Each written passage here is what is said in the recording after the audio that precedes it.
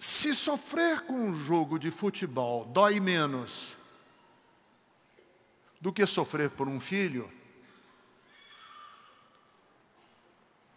você se dispõe a sofrer, ou você suporta o sofrimento, maior ou menor? Os tempos estão sombrios, todos os sinais estão sendo dados. Acorde enquanto é tempo. Jesus está voltando. Volte para ele antes.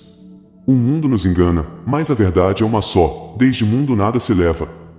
Não se deixe mais ser enganado pelos emissários de Satanás. Nosso propósito aqui neste canal é te convidar, todos os dias, para essa reflexão. Reflexão do dia.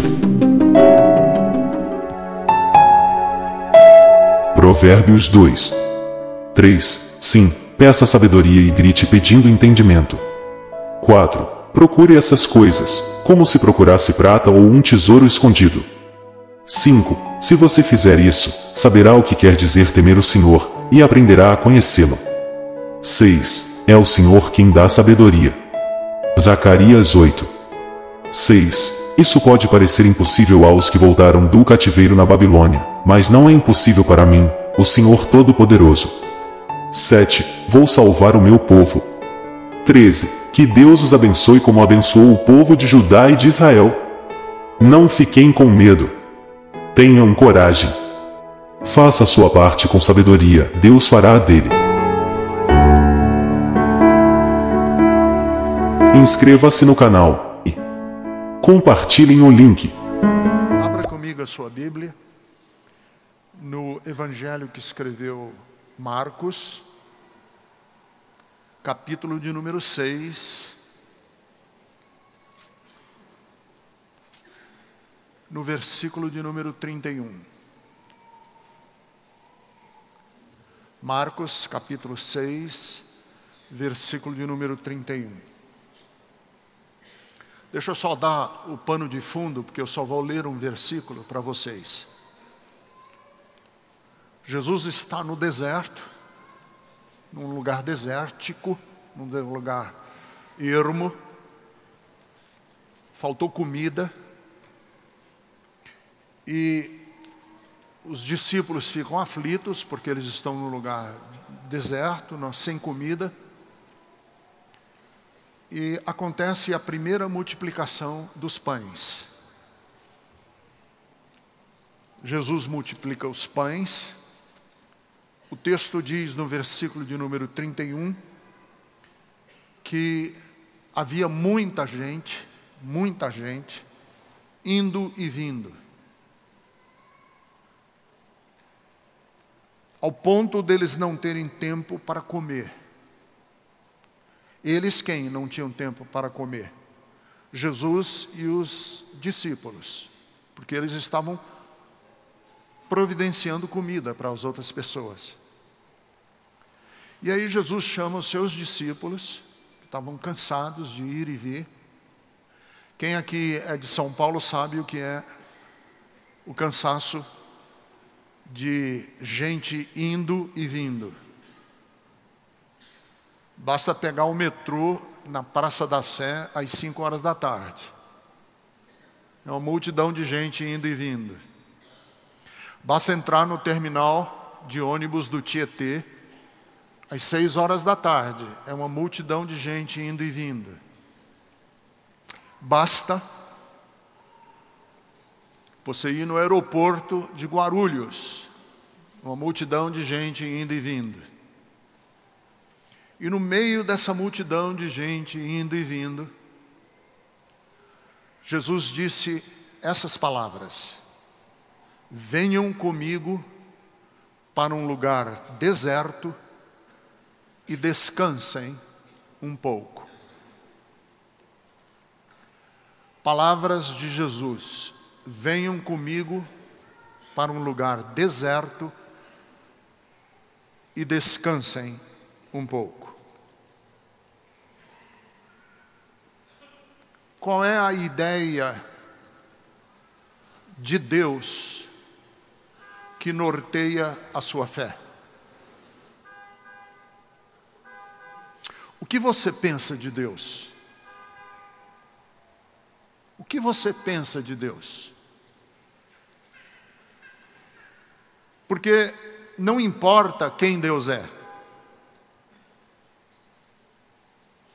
Importa quem você pensa que Deus é. Porque Deus é quem Ele é. Mas o que você pensa a respeito de Deus é o seu Deus. Como você construiu a sua espiritualidade? Como? Ela é punitiva? A sua espiritualidade é na lógica da obediência e do castigo? A sua espiritualidade é uma espiritualidade legalista?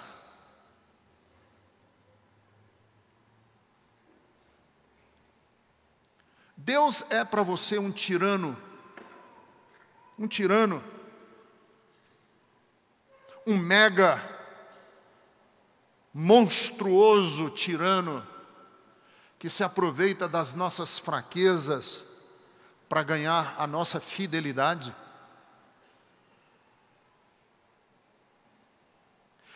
Você serve um Deus que manda sofrimento?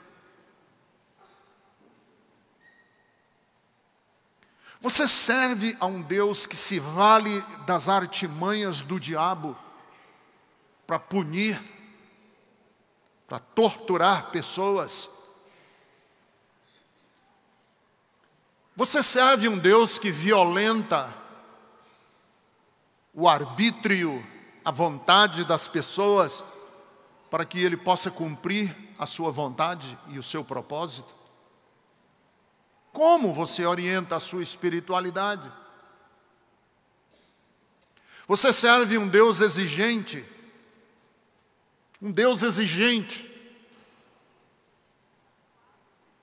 que tudo cobra, que tudo exige, que tudo requer, que tudo pede. Pois eu quero falar para vocês o que eu desejo como pastor, na minha vida. Ricardo Gondino, não estou falando em tese, eu estou falando de mim. Eu quero conhecer o Deus de Jonas, o profeta da Bíblia, porque ele é um Deus que se arrepende. Eu desejo na minha vida o Deus de Elias, o profeta, que prefere se revelar num vento suave a se revelar numa tempestade e num terremoto. Eu quero conhecer o Deus generoso, o Deus cujo nome é candura, cuja glória é compartilhar, cuja iniciativa é gratificar, cujo compromisso é patrocinar, cuja natureza é penhorar, cuja riqueza é mimosear, cuja extravagância é amar.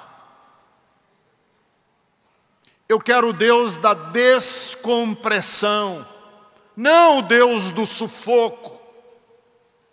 Eu quero o Deus da bonança, não da tormenta. Eu quero o Deus do regozijo, não do milindre. Eu quero o Deus da afeição, não da raiva, não da ira.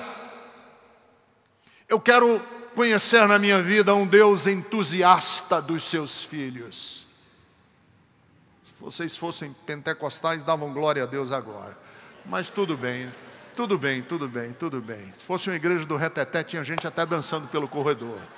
Mas tudo bem. Eu quero um Deus entusiasta dos seus filhos. Eu quero conhecer um Deus não avarento. Um Deus da abundância, que prometeu um filho a Abraão. Um filho que ele prometeu a Abraão na sua velhice. mas não deu um filho a Abraão. Deu a Abraão uma descendência mais numerosa do que as estrelas que há no céu. Eu quero um Deus que prometeu a libertação dos israelitas da escravidão do Egito. Mas não deu aos israelitas apenas a escravidão. Deu a Israel uma terra que emanava leite e mel. Eu quero um Deus que prometeu a Davi um reino, e não deu a Davi apenas um trono, deu a Davi um trono que é sem fim.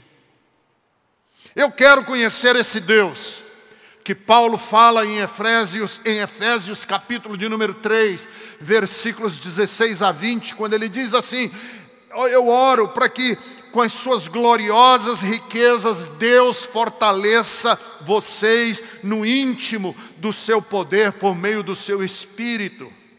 E quando Deus nos fortalece assim, nós ficamos a conhecer a imensidão do seu amor. E quando conhecemos a imensidão do seu amor, nós podemos falar que Ele é o Deus que é capaz, o meu Deus é capaz de fazer infinitamente mais, além de tudo o que pedimos e de tudo o que nós pensamos, de acordo com o seu poder que é em nós para a sua glória. Aleluia. Eu quero conhecer esse Deus. Agora, se você quer conhecer esse Deus, eu posso dizer para vocês que Ele não é o Deus do sufoco.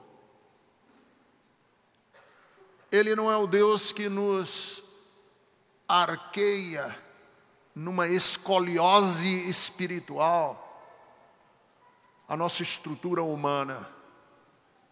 Deus não pesa a ponto da gente ficar corcunda, de tanto peso na alma.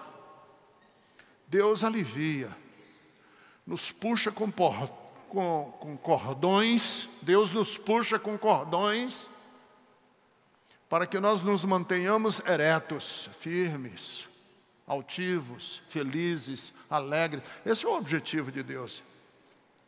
Então, se você quer conhecer esse Deus que traz descanso e não cansaço, você precisa decidir no seu coração. E não sou eu que vou fazer isso, é você. Se Deus será para você uma fonte de ansiedade, Deus é fonte de ansiedade, ou Deus é abraço que traz descanso. Você tem que decidir. Deus será para mim uma fonte de ansiedade, ou será para mim um abraço que me traz descanso? Deixa eu confessar algo para vocês hoje aqui de manhã. Eu tenho mais medo do Deus burocrático do que do Deus irado.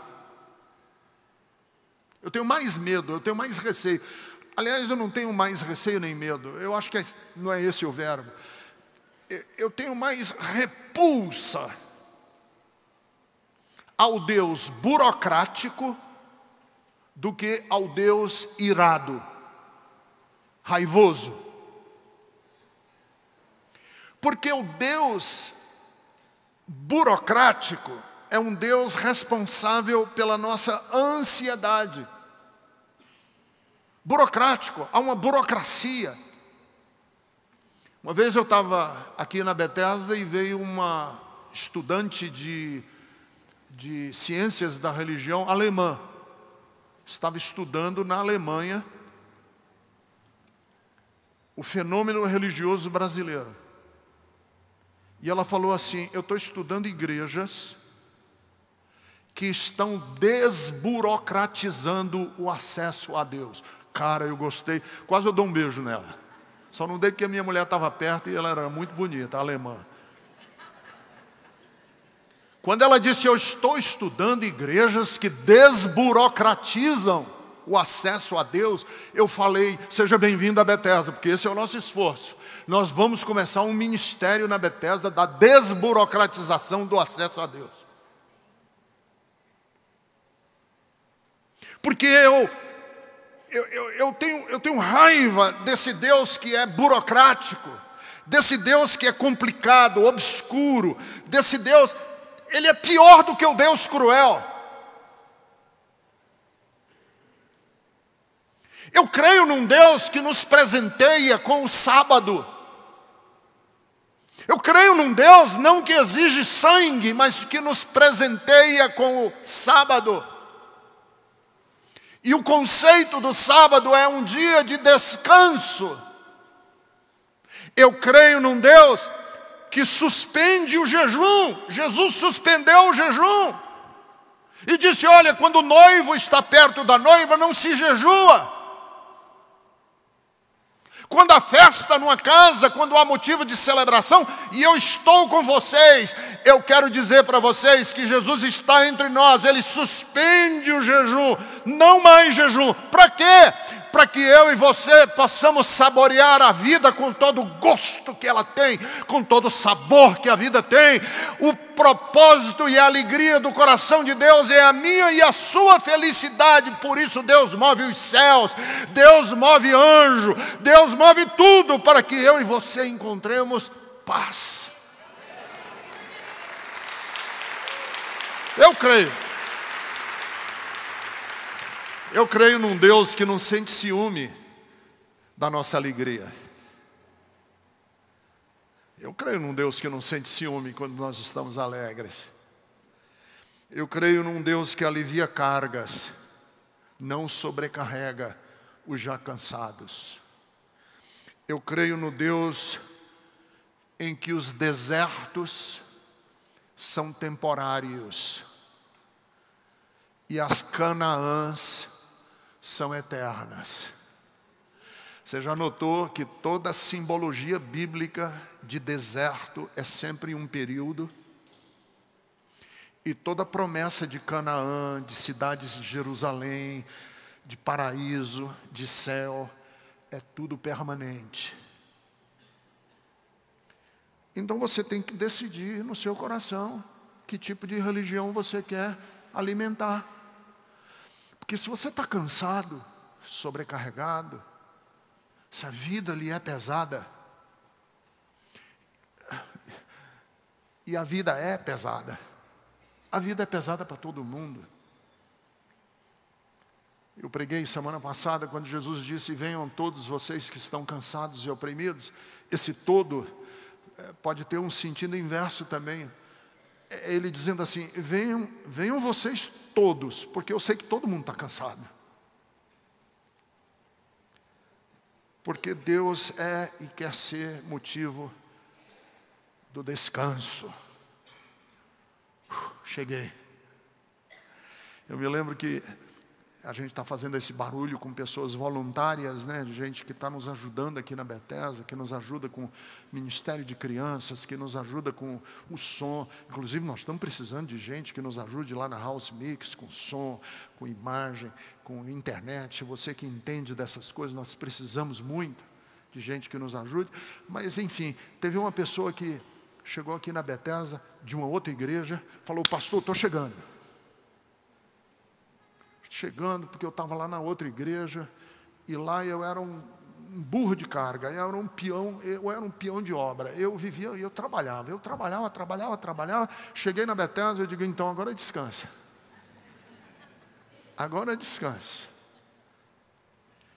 porque se Deus foi outrora para você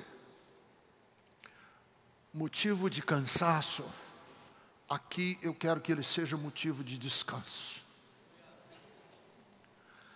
A segunda coisa que eu acho que é importante na nossa espiritualidade e como a gente constrói a nossa fé e religião, é que você precisa decidir se você vai ter cuidado. Aliás, você não precisa decidir, você tem que ter cuidado para não assumir culpa pelos percalços, pelos sofrimentos que a vida, por algum motivo, trouxe para você.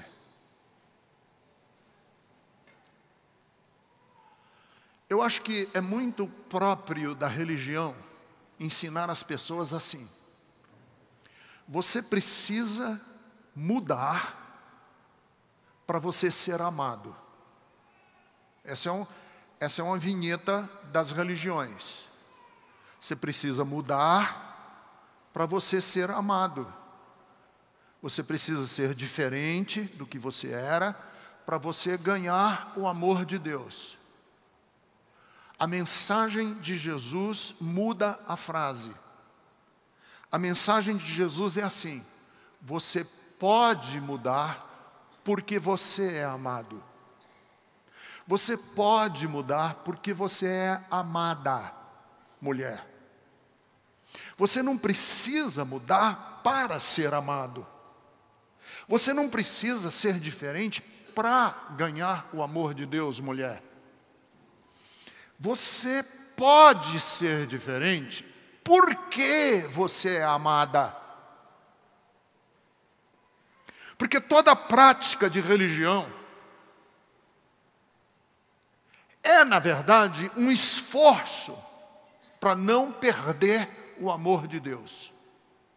Toda a prática da religião é, no fundo, um esforço para não perder o amor de Deus. Seja católico, apostólico, romano, seja evangélico, seja pentecostal, seja judeu, judaica, a religião em si é um esforço de ensinar as pessoas a não perderem o amor de Deus. Mas a mensagem de Jesus é o contrário. A mensagem de Jesus é que eu estou garantido no amor de Deus. O amor de Deus me é garantido. E porque eu sou amado, eu tenho então a possibilidade de mudar debaixo dessa bandeira chamada amor. Uma pessoa uma vez me perguntou assim: Ricardo, qual é a diferença entre o Espírito Santo e o diabo? Achei estranha a pergunta. Qual a diferença entre o Espírito Santo e o diabo? Eu perguntei de volta. A pessoa disse: pastor, porque a Bíblia diz em João, no capítulo de número 17, que o Espírito Santo de Deus nos convence do pecado, da justiça e do juízo. E a Bíblia diz que o diabo nos mostra, ele é o que acusa o pecado. Qual é a diferença entre o Espírito Santo mostrar o nosso pecado e o diabo mostrar o nosso pecado? Se os dois mostram o pecado.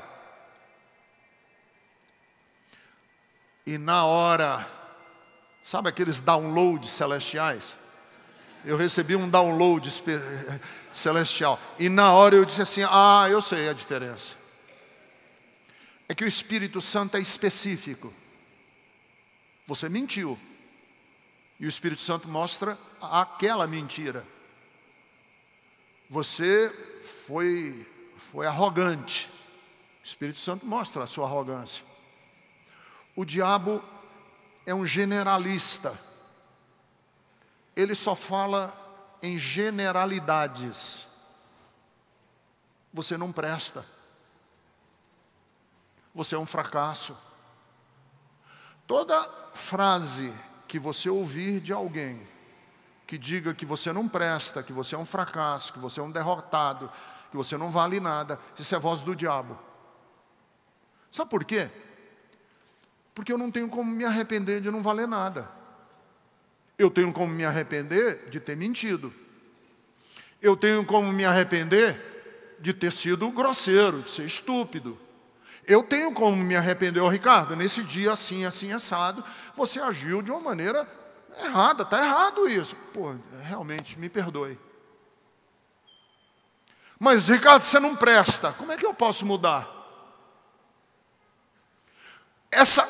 Então nós temos que tomar cuidado na nossa história, Porque quando a gente acha que não presta, a gente automaticamente acha que quem não presta não merece amor.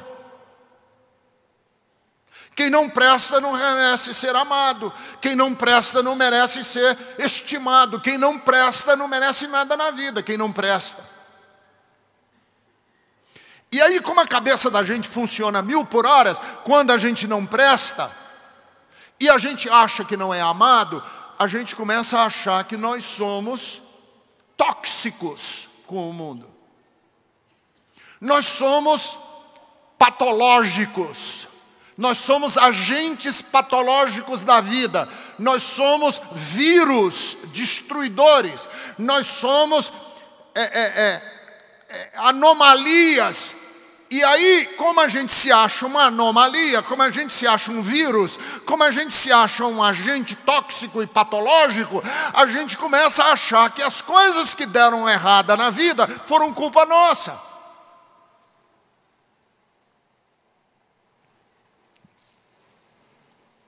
Não tenha vergonha de ter errado na vida.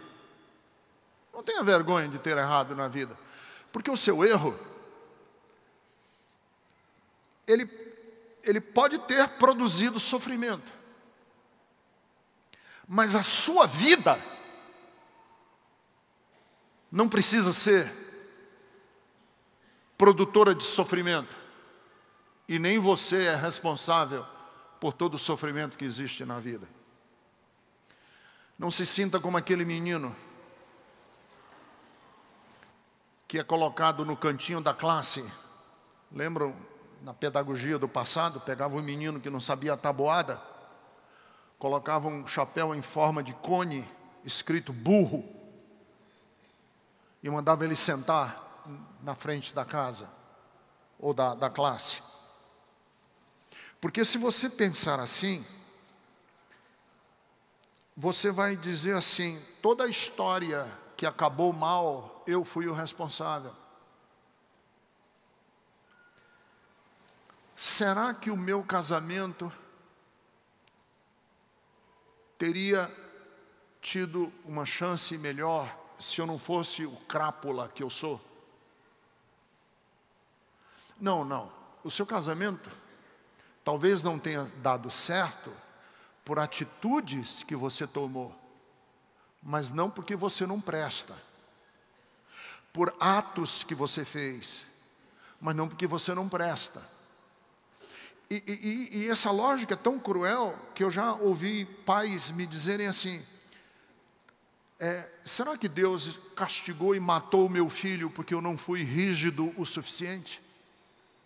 Ou, será que Deus mandou essa leucemia para minha filha porque nós transamos antes de nos casarmos?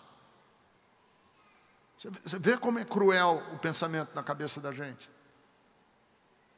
Será que Deus está punindo a minha família porque eu não presto?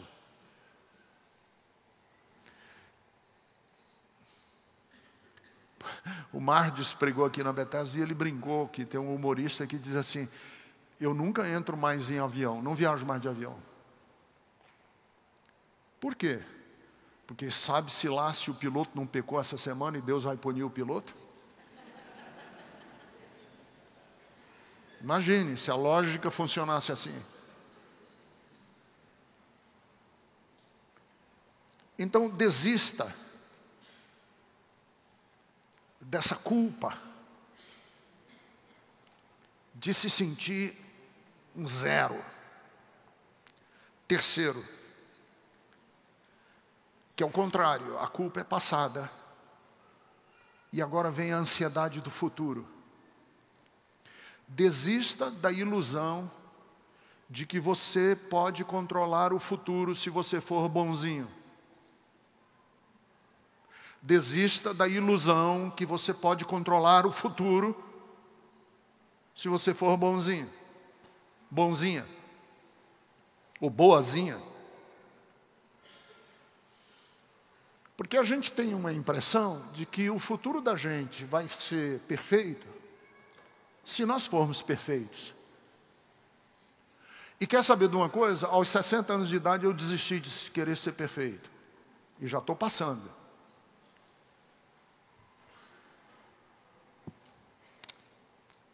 Porque quando a gente desiste de ser perfeito, a gente diminui o nosso nível de expectativa a nosso respeito e a gente diminui o nosso nível de expectativa com a vida. E quer boas notícias hoje?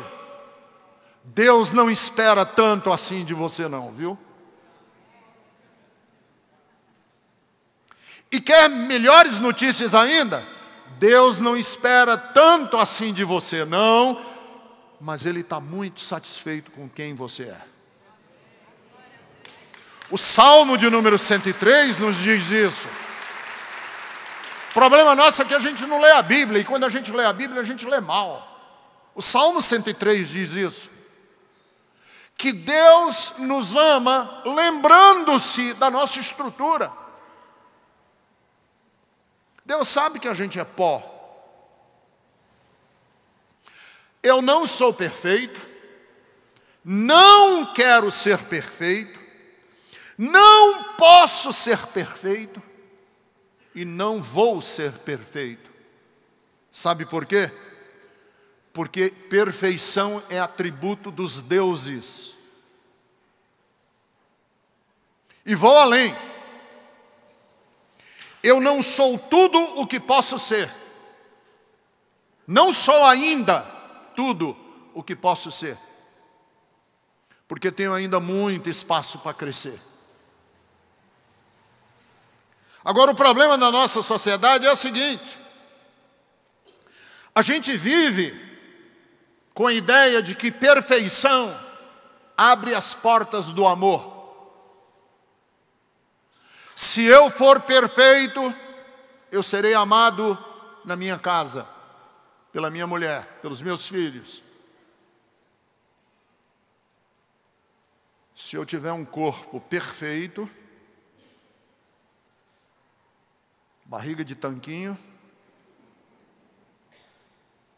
seios voluptuosos, eu serei amado, eu serei amada.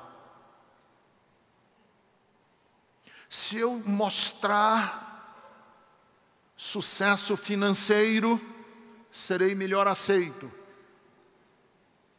Se eu conseguir demonstrar excelência acadêmica, serei melhor recebido. Se eu mostrar para Deus que sou perfeito, e que cumpro tudo, e faço tudo, e obedeço tudo, eu serei melhor recebido por Ele, e se eu for melhor recebido por Ele, eu garanto o meu futuro. É assim que funciona a religião. Agora o problema, sabe o que é? É que a máquina religiosa sobrevive da insatisfação das pessoas. Assim como a indústria dos cosméticos. Se todas as mulheres acordarem satisfeitas e felizes, a nossa economia entra em colapso. É verdade.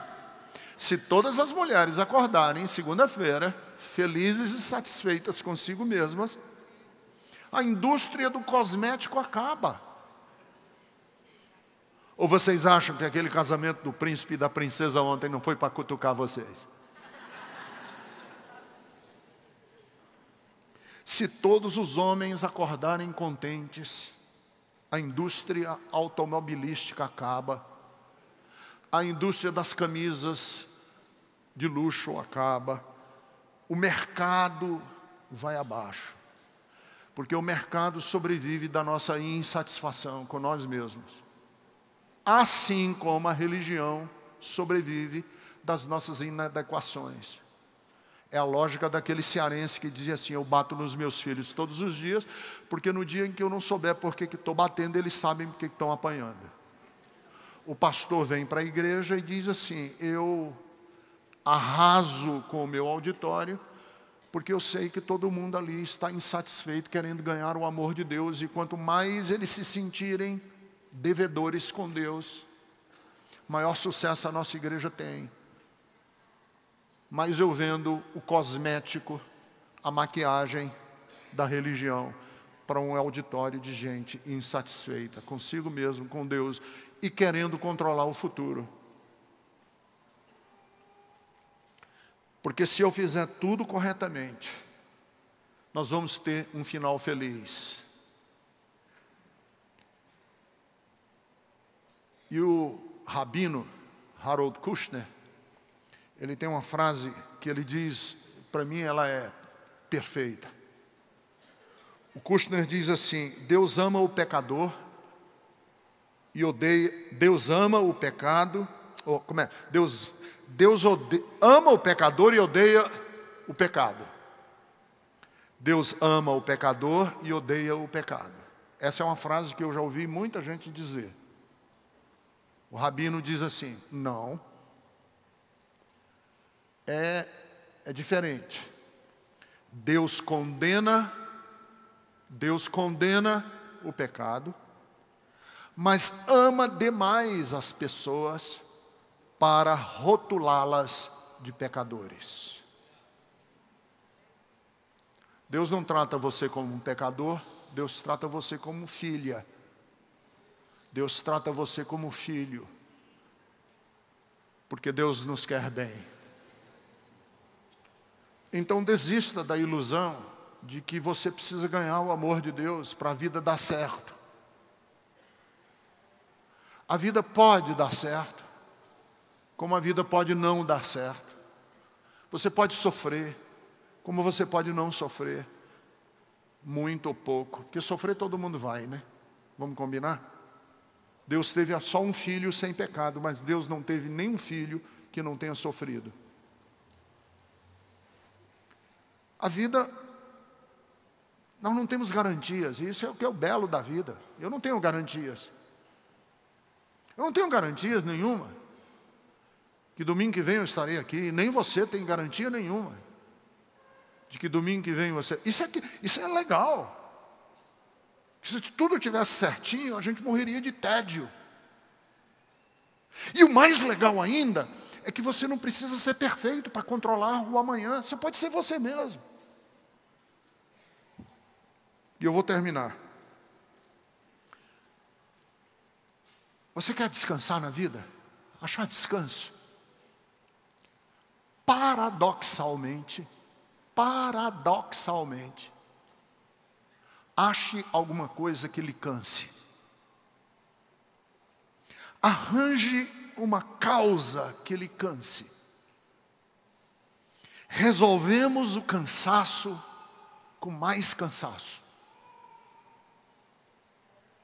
É bíblico, não é meu. Quem quiser salvar a sua vida, perdê-la. Palavras de Jesus. Quem quiser salvar a sua vida, perde. Quanto mais você foge do cansaço, mais você fica introjetado em você mesmo. Quanto mais você pensa em você mesmo, quanto mais o egoísmo dita a sua vida, mais você cansa. Quanto mais você se doa, quanto mais você se cansa, se exaure, quanto mais você se desgasta por alguma coisa que não diz respeito a você, você pensa menos em você, e quanto menos você pensar em você mesmo, mais chance você tem de descansar. Pense comigo assim, é muito mais difícil suportar a exaustão por um motivo banal do que por um motivo elevado. Eu vou explicar. É muito mais difícil suportar o cansaço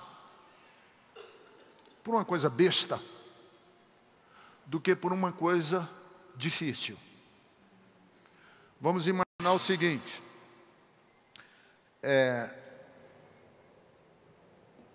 O que é mais difícil?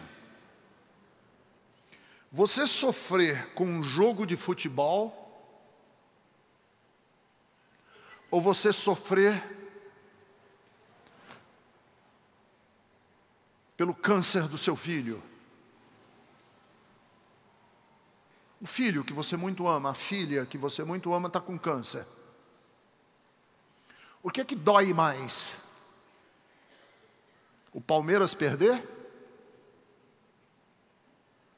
Ou você ver o seu filho agonizando num leito de hospital? O que é que dói mais? É tão óbvio. Dói mais, claro, o meu filho, do que a partida de futebol.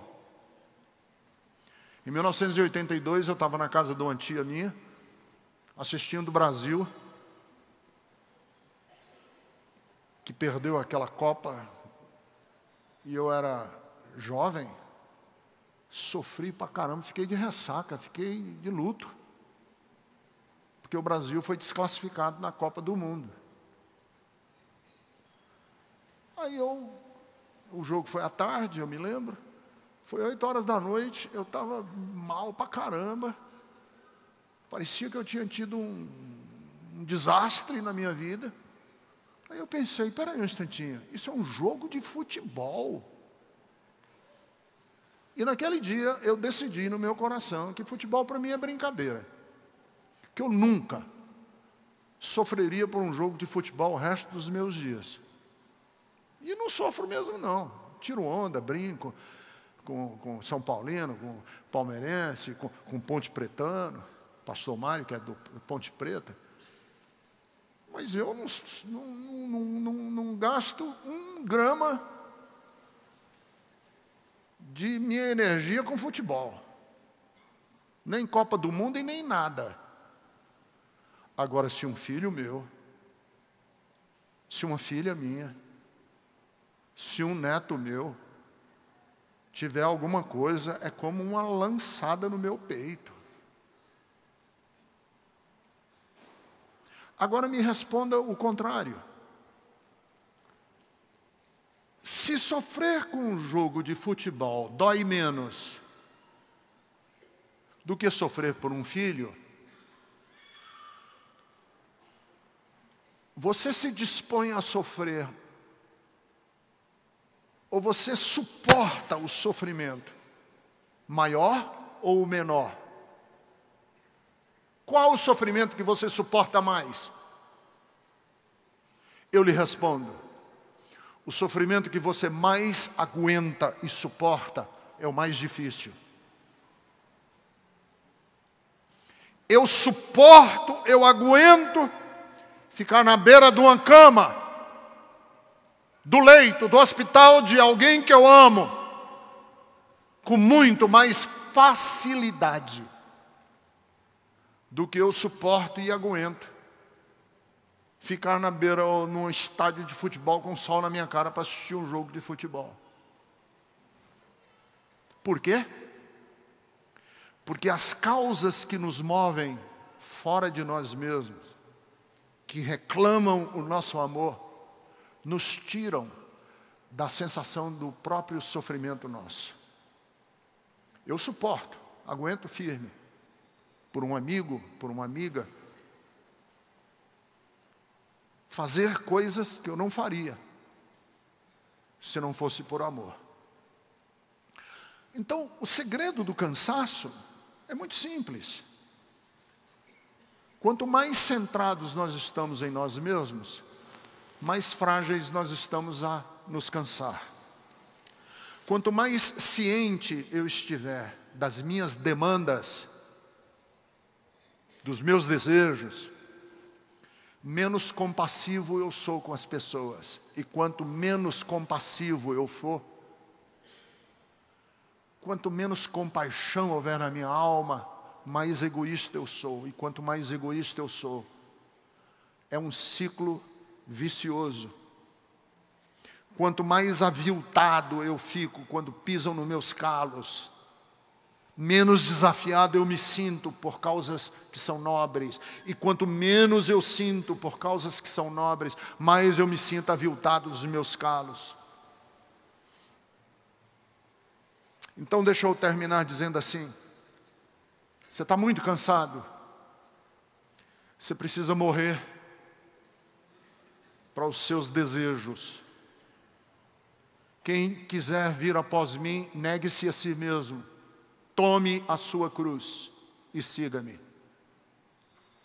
Quem quiser salvar a sua vida, perdê-la, e aquele que por amor de mim perder a sua alma, a salva. Isso é evangelho. Isso é evangelho. Não é neurolinguística, não, é evangelho. Que quanto mais nós praticamos o amor,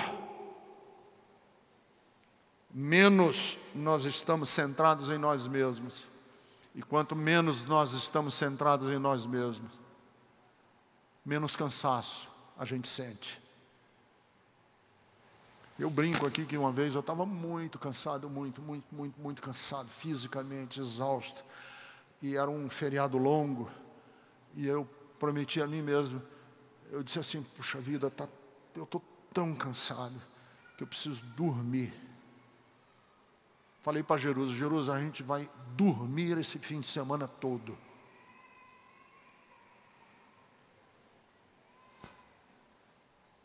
Quando foi sábado à tarde, eu não aguentava mais de dormir. Falei, mas que miséria esse negócio de dormir, eu preciso fazer alguma coisa. Dormir cansa, ser egoísta cansa. O pedreiro que nos ajuda, que é um exemplo para mim, era um homem que estava no lixão, alcoólico. Morava num lixão, alcoólico. Na igreja católica, ele teve uma experiência com Deus, é católico, trabalha aqui com a gente. E ele decidiu no coração dele que ele ia doar para a igreja Bethesda 10%, o dízimo de tudo que ele ganhasse aqui na igreja. E o Clauber falou para mim que quando ele disse isso, o Clauber falou: pô, mas você não é católico? Ele disse: não, mas é a igreja Bethesda que está suprindo o meu pão, e eu quero na casa que me supre o pão. Enfim, eu gosto dele porque ele é um cara que trabalha igual ele é uma máquina de trabalhar. Ele rebocou essas paredes todas do lado de fora sozinho com um servente, jogando massa na parede. Eu falei, cara, ele falou: pastor, quando chega no fim do dia, que eu vou dormir à noite, eu não consigo mexer meu braço. Eu fiz com a canhota, mas ele é destro, que eu sou canhoto. Ele falou: eu não consigo mexer meu braço, tão cansado. Aí eu disse assim para ele: responda para mim, o que é melhor? Dormir à noite sem poder mexer o braço de tão cansado, porque você ganhou o seu pão com um trabalho digno, ou dormir à noite descansado, porque passou o dia na preguiça e na cachaça? Ele falou: eu prefiro dormir com esse braço morto de cansado, pastor. É melhor. Você está cansado? Sai de dentro dessa masmorra, de só falar em você, dos seus problemas, das suas doenças, das suas dificuldades. Começa a pensar no outro. Porque quanto mais a gente pensa no outro, mais nós ficamos cientes de que existe um cansaço que supera o outro cansaço. É a cura pelo mesmo elemento. É o soro antiofídico. É o veneno da serpente que cura a picada da serpente. É o cansaço que cura o cansaço. O cansaço que cura o cansaço é aquele que nos desafia a sairmos na direção de Deus e encontrarmos o nosso próximo. Meus amigos e irmãos, as coisas mundanas às vezes nos faz sentir que estamos vivendo um mundo de felicidades, não nos deixam enxergar a realidade, ainda nos mantém na escuridão. É preciso que alguém nos chame a atenção dessas coisas, que nos faça acordar para a verdadeira vida. Vida é essa com Jesus. O momento de despertar é agora. Pare agora e pense nisso.